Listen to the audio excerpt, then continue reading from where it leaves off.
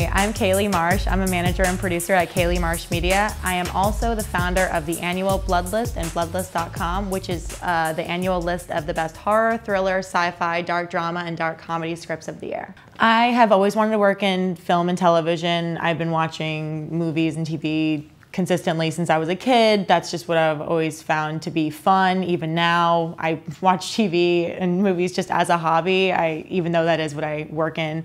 I just kind of fell into management in a weird way. I had worked for Steven Schneider and Jason Blum on the first Paranormal Activity movie. Well, I worked for Steven Schneider, and then he had to deal with Jason. There was like 3 people at the company. So I was there for a year and a half, and then I went to Circle of Confusion, which is a big management company. And I just was like, wow, you get to represent writers and directors, you get to produce, you get to find a comic book and turn it into a TV series. Like, there's just so much freedom in the position as a manager. And I was like, I think I'd be good at this. You get to sell, you get to be creative, you get to build careers and pluck someone out of obscurity and turn them into a star. I think it's a really powerful position. And yeah, you can be as creative as you want to be. Every manager is looking for something different. They're looking for a specific kind of writer, a specific kind of creator, director. Maybe someone's looking specifically for a comedy director.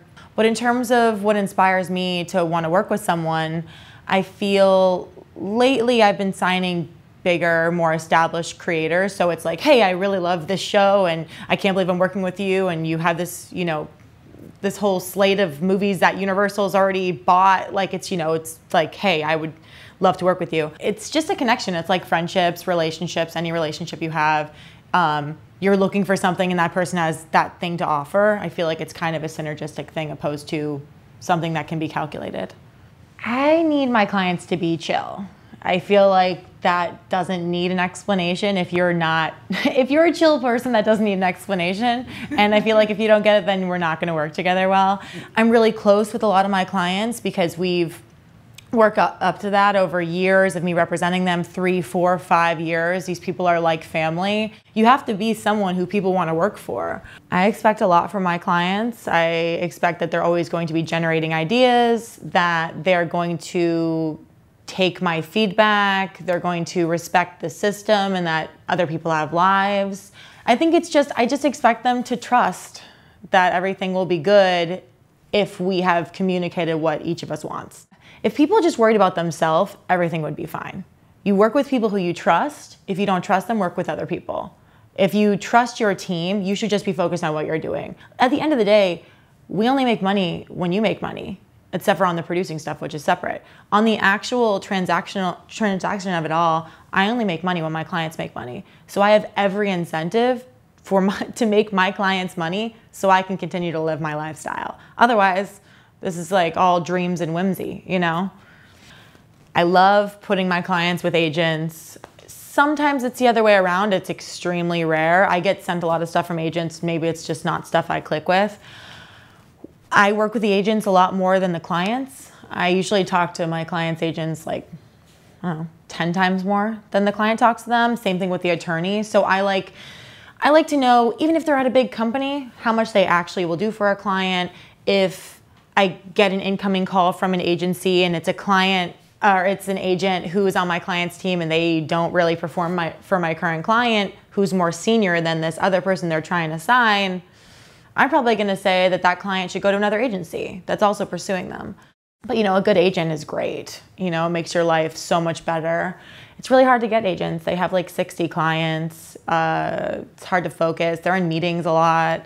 There's plausible deniability. If you have like 7 people on your team, usually you'll have like 3 actually. If you have 3 people on your team, who's doing the work? It's kind of like, oh no, is anyone working for me? They are, but maybe they're not telling your manager who would probably be telling you, or it just depends. It's all case specific.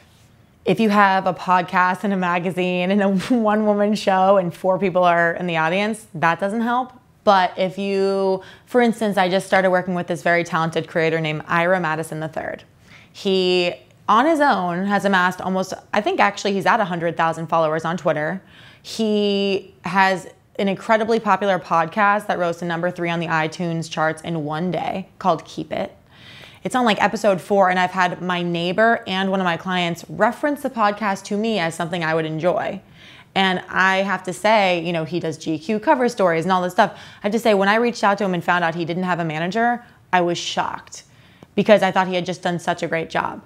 But if he had all that stuff and no one was listening and no one cared, that's the difference. But I can mention his name to half of the town and they're like, oh, I follow him on Twitter.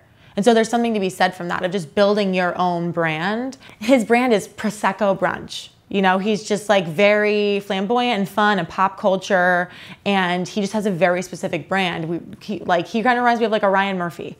You know, just someone who's like, you watch his stuff or you listen to his stuff and you just know that it's his. And so it's important to have those extracurriculars if you really are trying to build out one at a time. Once you get one platform, you can go into the other. I feel like for me, I created the Blood List before I was a manager. It definitely helped me in my career in a lot of different ways, but also initially with signing clients that were in the dark genre where I have an interest.